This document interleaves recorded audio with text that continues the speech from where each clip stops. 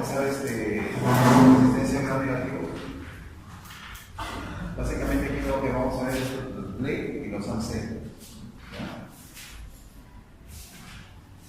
La importancia que está teniendo la detección de estos gérmenes, así como lo hemos visto la pasada resistencia a gram positivos, es la resistencia a gram negativos, que quizá es lo que más uno va a tener problemas que es necesario identificar. Y esto es porque las nuevas transmisiones de infecciones asociadas a infecciones de salud son las que nos están trayendo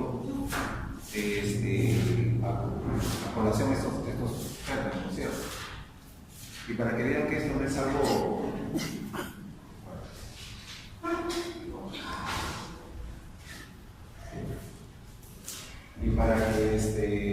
vean que esto no es algo del extranjero.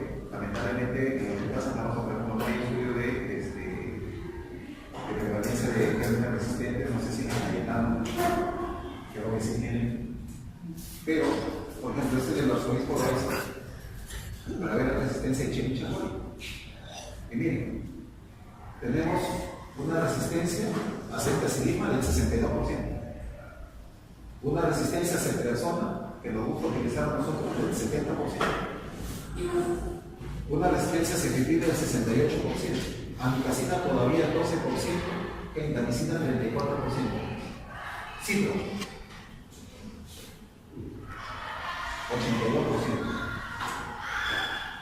¿Sí? Soy polariza 2008 a junio 2000. Pseudomonas, también del mismo hospital, estudio. Resistencia a cefoperación sulfatán, ellos lo tienen, 39%. Y betazo, 75%. ¿Sí? Ceftazidima, 76%. Ceftriaxona, 93%. Y así Astronal, 76%. Y Mipenen, 30%. Está viendo carbapenemasas. Y vamos a ver lo que nosotros hacemos para poder tener esas funciones. Cuando nosotros vamos a evaluar los dos gérmenes importantes, gram positivos y gram negativos, vemos que los gram negativos tienen una pared celular más delgada, pero tienen algo que no tienen los gram positivos, son la membrana externa, y en la membrana externa están las porinas. Esas porinas son los canales por donde nosotros el medicamento puede entrar. Uno de los mecanismos de defensa que tienen los gram negativos son cambiar esta porina. Y esto explica por qué a veces siendo resistente al PNN yo puedo utilizar meropenem, porque el PNN se mete por una sola porina, el meropenem se puede meter por varias porinas. ¿Sí? Entonces, para gram negativos, el mejor medicamento que va a hacer es meropenem.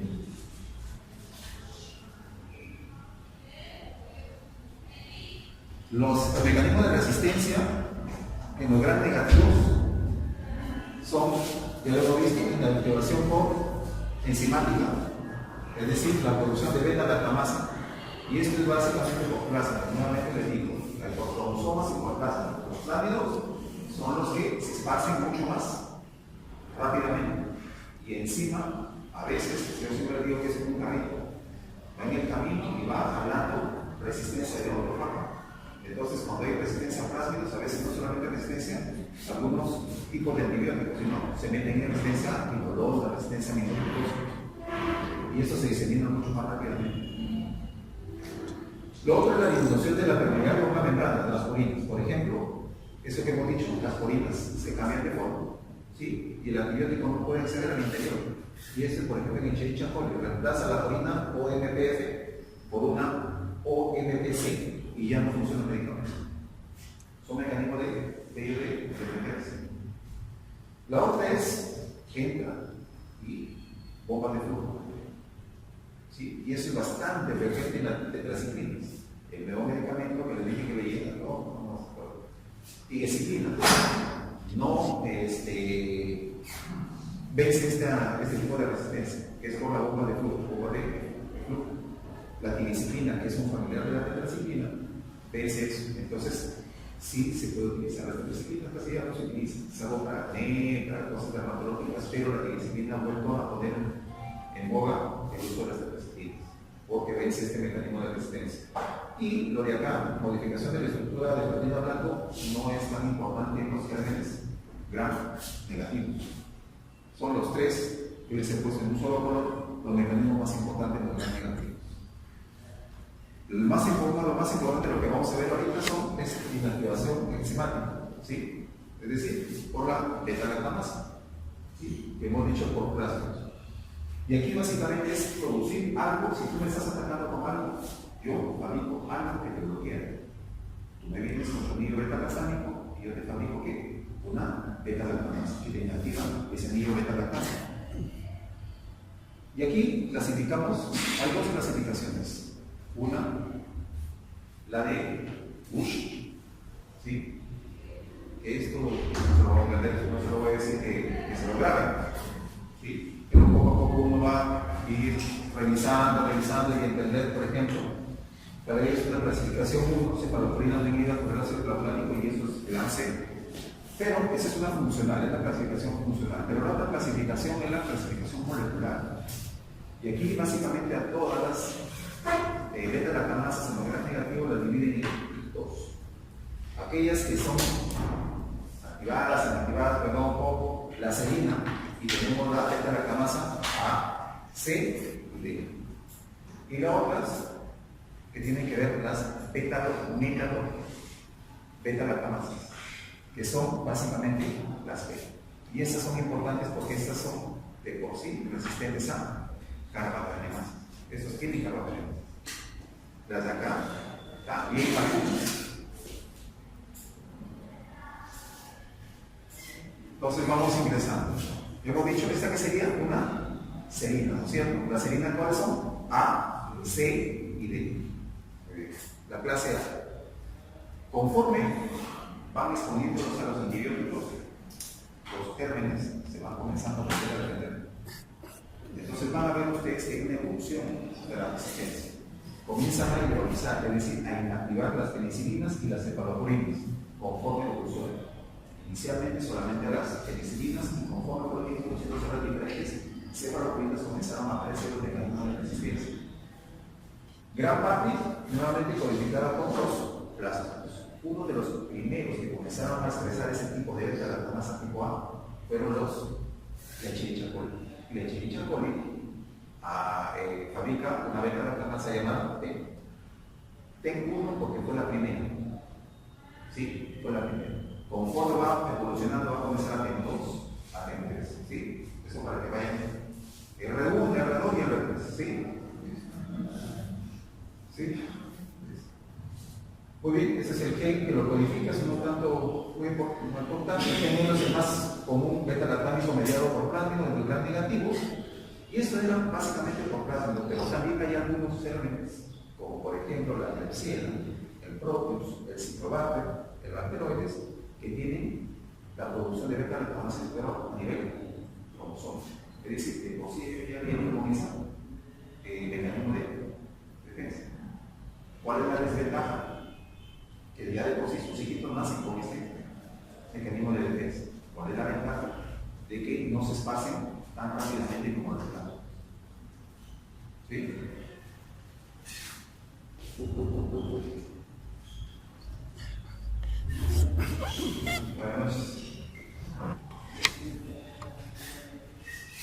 Los beta-lactamases, que les dije, iban evolucionando. Comenzaron a aparecer el T1, luego el T2, luego comenzaron a aparecer otra beta-lactamasa, el SHB1, que era producido por qué? Por la Klebsiella. ¿Sí? Y ustedes van a leer algunos artículos: beta-lactamasa de espectro ampliado y beta-lactamasa de espectro extendido. Algunos literatura las pone las dos en el mismo nivel, otra literatura las diferencia. ¿Sí? Yo he puesto la versión diferenciada, pero algunos van a leer que es uno solo. Los beta-lactamasa de espectro ampliado, ¿sí? La ampliado, no la extendida, que sería más evolucionada, más agresiva. La ampliada dice que carece de actividad significativa, es decir, que puede o no puedes inactivar, es decir, me puede salir sensible o me puede salir resistente. ¿Quiénes? Las cefamicinas. ¿Quiénes son las cefamicinas? Son cefaloporinas de segunda, persemoxitina y cefutetano. ¿Sí? Luego, las oxilinas cefalosporinas. ¿Quiénes son? Ceftriaxona, ceftazidima, ceftriaxona. ¿Sí? Los monobalsámicos, ¿quiénes son? Aspirona. Y los carbapenem. Es decir, aquí estos medicamentos pueden ser sensibles o no. Es decir, los sincronizan más o menos. Entonces, ¿podría yo de repente utilizar una cefalosporina de tercera? Podría. Pero tengo que tener cuidado. Porque como vamos a ver, aunque pueda salir sensible, puede que falle.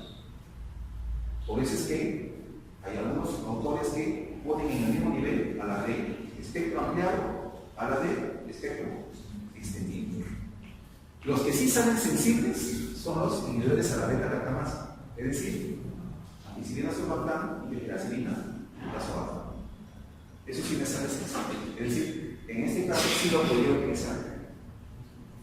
Y los que sí me salen resistentes son los isoxazilpenicilina y las carboxipenicilinas. ¿Quiénes son ellos? Por ejemplo, cloxacilina y la picarcilina, que sería una carboxipenicilina. Eso sí me salen resistentes.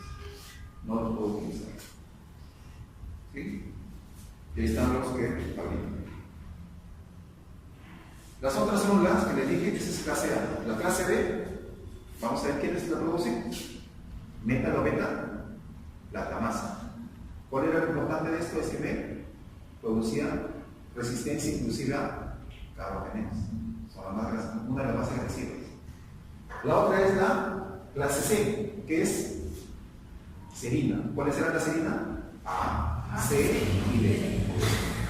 La A era plásmidos, también cromosómico, pero básicamente era plásmidos. La C es mayormente cromosómico, su mecanismo de resistencia, aunque también puede ser por plásmidos.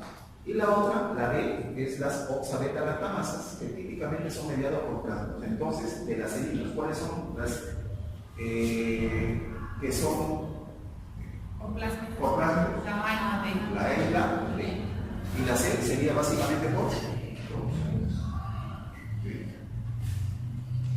Y doctor, la lactamasa de espectro ampliado y de espectro extendido puede ser cualquiera de ellas, o sea, puede ser A, C, D. Bueno. La beta-lactamasa. Ahorita vamos a ver. A, y básicamente es A y C. Vamos a verlas bien. Como le digo, sería parecido casi que las de espectro ampliado, ¿no es cierto? Pero esta sí ya evolucionó más. Entonces comenzaron a haber sustituciones de aminoácidos. Comenzaron a salir nuevas cefaloporinas y comenzaron a irse a defenderse. Entonces, ¿qué hago? Modifico mi aminoácido y comienzo a inactivar demás, ¿no es cierto? Y esos fueron los que primero se demostraron en las tripas. ¿Quién producía la T? Escherichia coli. Y en la SHB, ¿quién producía? La Klebsiella. Comenzaron a extender su resistencia a hidrolizar a la cefalosporina, inclusive a la cefalosporina de tercera. Entonces yo ya que tenía en los cultivos resistencia a quién? Penicilinas, cefalosporinas de primera, de segunda, de tercera generación, ¿sí? Y los monomoleculares, es decir, todas las cefalosporinas afuera, excepto una de las cefalosporinas de segunda que serían cefoxitina y cefotetano, que no la tenemos discutida. Y aunque salgan sensibles, no se utilizan. ¿Sí? Eso es lo que dice acá. S, ¿qué serían?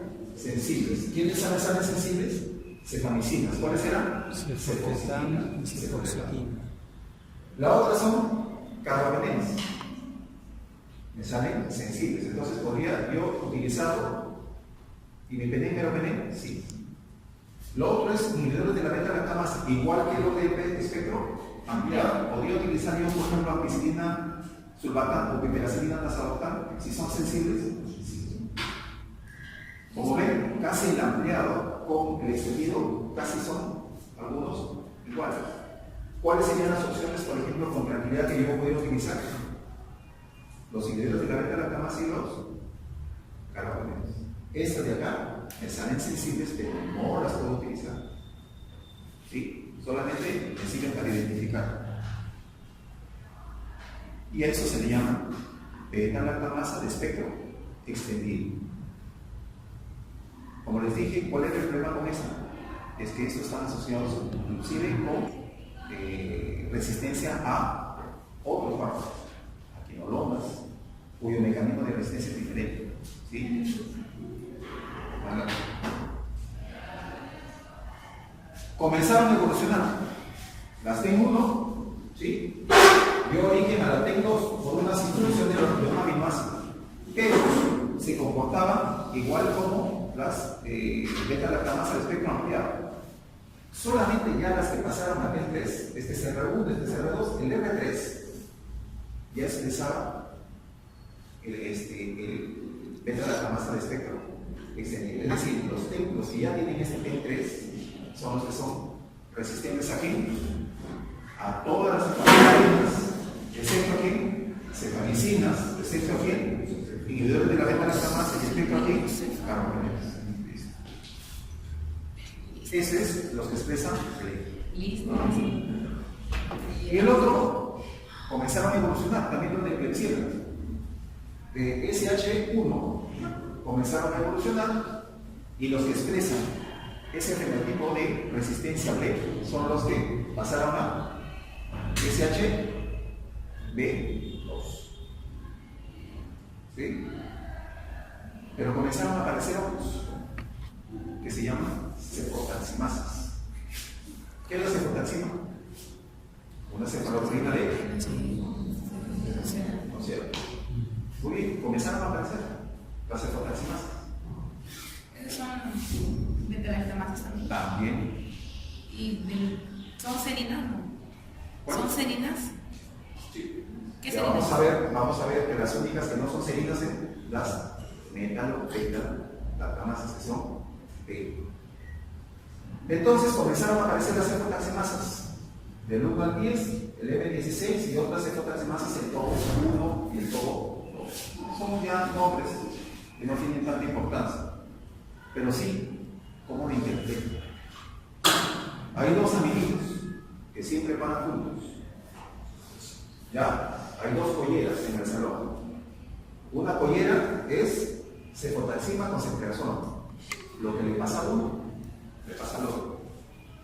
Pero hay otro grupito, cuyo representante, ¿quién es? El ceftriaxona. ¿Por qué les digo eso? Porque esta cefotaximasa me va a hidrolizar rápidamente a la cefotaxima y a su amigo, la ceftriaxona. Pero me va a hidrolizar lentamente aquí al ceftriaxona. Y al hidrolizarlo lentamente puede aparecer como sensible. Puede estar. Y en cambio los de acá me aparecen como resistentes. Entonces, ¿sí? Puedo tener un cultivo resistente a cefotaxima y a ceftriaxona y sensible a ceftazidima. ¿Y qué puedo hacer yo? No, dale ceftazidima. Dale ceftazidima. Si sabe sensible. No. Entonces ustedes tienen que saber leer un cultivo. Cuando me sale resistente a una cefalosporina de tercera, sospechen de que sea una resistencia a todas las cefalosporinas.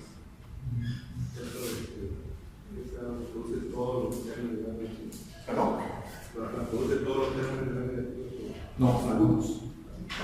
Y ahorita vamos a ver con qué gérmenes vamos a tener que sospechar las 10. ¿Sí? Estamos. Y estoy seguro que ustedes, algunos de ustedes han visto eso. Y han visto ustedes que han recetado. Porque yo le dije. O sea, no se hace.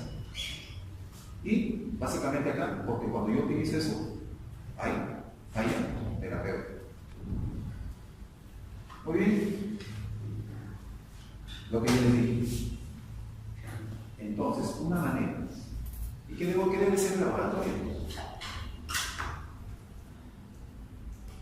Pero un laboratorio serio para que ustedes tengan ver que realmente ese laboratorio realmente está haciendo lo que debe hacer, debería que hacer una sensibilidad al representante del grupo 1 y al representante del grupo 2. Es decir, tengo que tener resistencia informada aquí a ceftazidima y también tengo que tener resistencia informada aquí a cualquiera de los dos amiguitos. ¿Aquí? A ceftazidima y a ceftriaxona. ¿Qué pasaría si yo solamente hago sensibilidad a ceftazidima?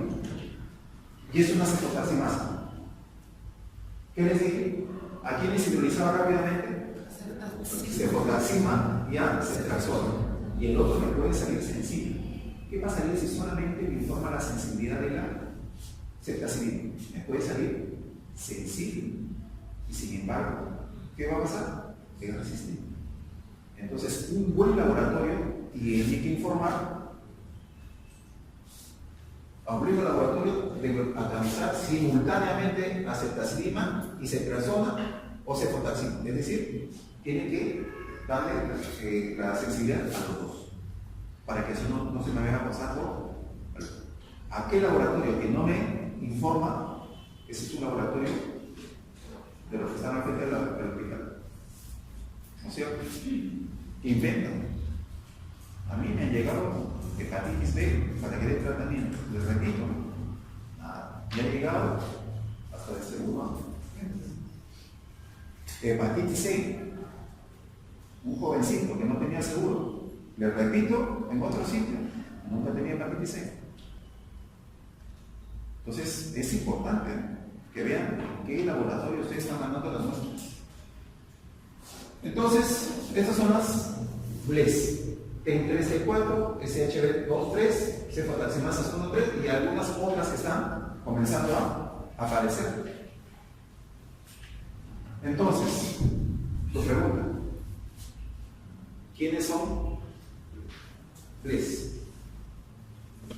¿Quiénes son? El A y el A y el El C es un AMC, que también es una beta-lactamasa, pero no B, es un AMC. Y el B se comporta como una carbapenemasa. ¿Sí? Y entonces es capaz de hidrolizar, es decir, destruye. Se me informa como resistente ¿quién? Las oximinoencefaloporinas. ¿Quiénes eran las oximinoencefaloporinas? Ceftriaxona, cefotaxima, ceftazidima. Es decir, no puedo utilizar ninguna cefaloporina. Tener una serina, ya lo hemos visto, y son inhibidas, es decir, sensibles por inhibidores de la beta-lactamasa o beta-lactamitos, es decir, el ácido clavulánico, sulbactam y el tazobactam. Y ya lo vemos. Listo. La mayoría lo identificaba por plásmicos, ¿cierto? Ya lo hemos aprendido. Ahora, ¿en quiénes debo comenzar a decir, bueno, tengo que buscarle sí o sí la resistencia? El B. Klebsiella. ¿Qué me produce Klebsiella? El SH, B, ¿no es cierto? El Escherichia coli, porque también está demostrado que me va a producir ¿cuál? El dengue. Y también están comenzando a aparecer ¿quién? El brotus, que me puede producir cualquiera, y hasta el otro. Entonces, en ellos tengo que buscar definitivamente la posibilidad de que sea un LE. Muy bien, doctor. Aquí está. Hidroliza las cefaloporinas de tercera, de cuarta, astronal también resistente, solamente me va a salir sensible el ácido clavulánico y las cefamicinas, que ¿qué pasaba con las cefamicinas? No las podía utilizar, ¿no es cierto? Y también me va a salir sensible sí, carbapenemas, ¿no es cierto? ¿Y en qué voy a buscar? Klebsiella, Escherichia coli, brotus. Y esto es lo que yo les decía. Lo que tienen que buscar adicionalmente es que el laboratorio también les informe la resistencia a estos medicamentos. Porque también puede haber resistencia adicional a estos medicamentos. ¿Puede tener BLE y también resistente a cloranfenicol? Sí. ¿Puedo tener B y resistente a aminoglicósidos? Sí. ¿Puedo yo, inclusive, a veces, ya nosotros ya manejamos eso, inclusive puedo manejar un BLE, inclusive con aminoglicósidos? ¿Puedo? importante que me lo informe. Ya eso es un manejo ya que nosotros hacemos, ¿no es cierto? También resistencia a quinolonas. Hemos visto la resistencia a quinolonas casi 70%, ¿no es cierto? Miren, Maxoid Corraiza, aquí está. Escherichia coli beta lactamasa de espectro extendido.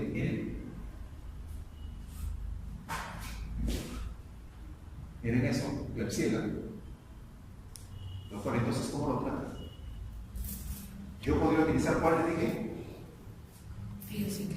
Piperacillina tazoracal, porque es un inhibidor de la beta lactamasa, y el otro era carbapenems. Lo que se dice es para evitar dar a todos carbapenems. Si el paciente está estable, podría intentar con piperacillina tazoracal. Pero tener cuidado porque puede haber una resistencia también a pipetazo de 40 a 70%. Entonces, piperacillina tazoracal lo puedo utilizar, sí, pero tener cuidado que puede haber resistencia también a esto. Y lo tendría que utilizar en los pacientes que son estables. Los pacientes inestables, mejor me voy a carbapenem. ¿Sí? Y tengo 3. Y primero, y tengo un cuarto, que es dolipeneno. ¿Cuál utilizarían ustedes? ¿En qué? Dependiendo cuál es el foco. Dependiendo del foco y dependiendo del enfermo. Si es una Escherichia coli play, ¿cuál utilizaría? Lo ideal sería ertapenem. El ertapenem es específicamente para Escherichia coli, no para Pseudomonas, no para Klebsiella. Para Pseudomonas y Klebsiella, de frente, o in, o en. Erta e Escherichia coli. ¿Puedo tratar una Escherichia coli con meropenem? Sí, pero sería que meterle un bombazo cuando tengo una opción. ¿Cuál es el problema con esto? Es que es muy caro. Y inclusive, creo que hay que ser informados para una autorización. Más bien con los de acá, lo utilizamos. ¿Sí? Entonces, ¿qué vamos a tener? Nuevamente, ¿cómo me va a salir el ácido clavulánico y sulfatán? Sensible. ¿Cómo me va a salir las cefaloporinas? Resistentes, excepto que las cefamicinas, que son cefoxitina y cefotetán, que van a salir como sensibles, pero no las puedo utilizar. Y el cefepime me va a salir que resistente, que es la cefaloporina de cuarto, ¿no es cierto? Entramos a la beta lactamasa tipo AMC. Aquí estamos, ¿no? Estas AMC pueden ser cromosómicos inducibles, es decir, cuando yo comienzo a dar antibiótico, induzco que se exprese este mecanismo de resistencia. ¿Y quiénes son los que tengo que nunca dar los medicamentos que les voy a poner? Que son los medicamentos que ustedes cada rato utilizan para todo y que me están seleccionando AMCs. Sí. En los que nunca debo utilizar cefaloporinas, por ejemplo, ¿quiénes son? ANSES, Aeromona, Morganela, aquí tenemos Protes, Providencia, Ciprobat, Kereprolobat, que es Serratia.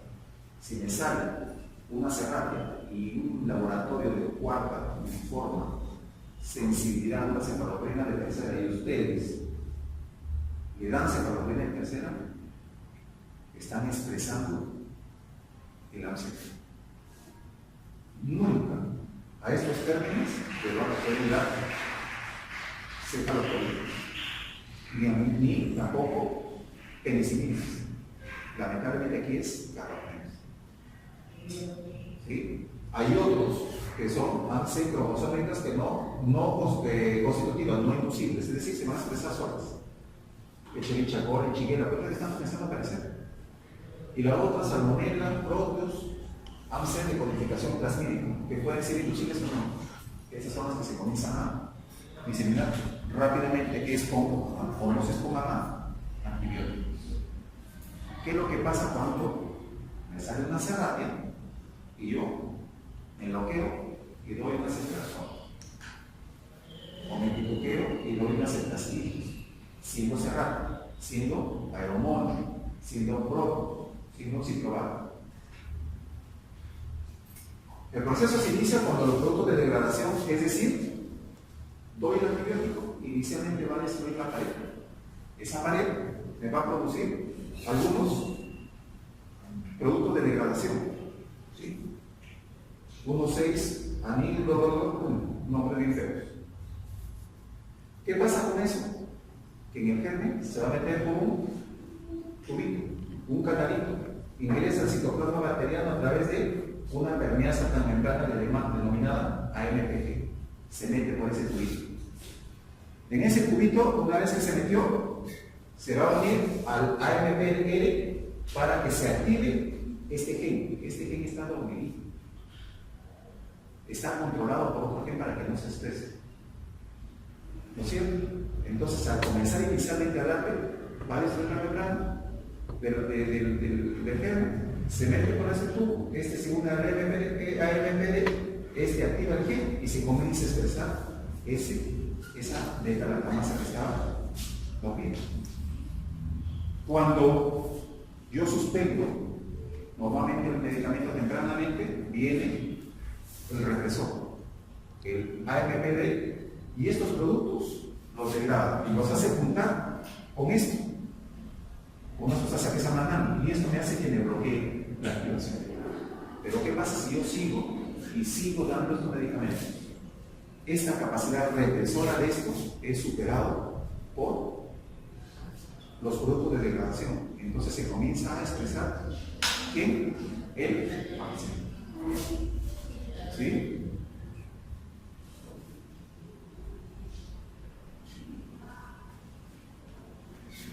¿Y cómo se expresa en el AMC? Resistente a todas las penicilinas, resistente a combinaciones con inhibidores de la beta-lactamasa, y aquí está la diferencia. Los BLE me salen sensibles a inhibidores de la beta-lactamasa, los AMC me salen resistentes. ¿Sí? Cefaloporinas de primera, de segunda, de tercera, cefamicinas también. ¿Cuál era la diferencia con el BLE? Que también las cefamicinas que los BLE me salían sensibles, acá me salen resistentes. Inclusive los monoacámicos. Me salen sensibles las cefaloporinas de cuarta. Cuidado, porque no puedo utilizarlo, porque también pueden ser, no pueden funcionar. Y básicamente aquí lo que tengo que utilizar es carbapenems. Un buen laboratorio basado en el conocimiento. ¿Sí? Señorita, si estamos bien, voy a atrás un poquito los ojos. Un buen laboratorio basado en esto, si tengo un citrobacter, voy a informar sensibilidad a ceftriaxona, por ejemplo. No, ¿por qué? Porque puede inducir al médico a prescribirlo y a manifestar la resistencia. Entonces, un buen laboratorio bloquea el informe a todas las cefaloporinas para no inducir al médico a que se equivoque, porque no puedo utilizarlo, por lo que hemos visto. Pero siempre debo expresar la resistencia a la sensibilidad a ceftriaxona, cipri y carbapenems, porque en algunas circunstancias podría utilizarlo. Y miren, ¿cuáles son los medicamentos que más están favoreciendo la aparición de estos AMC?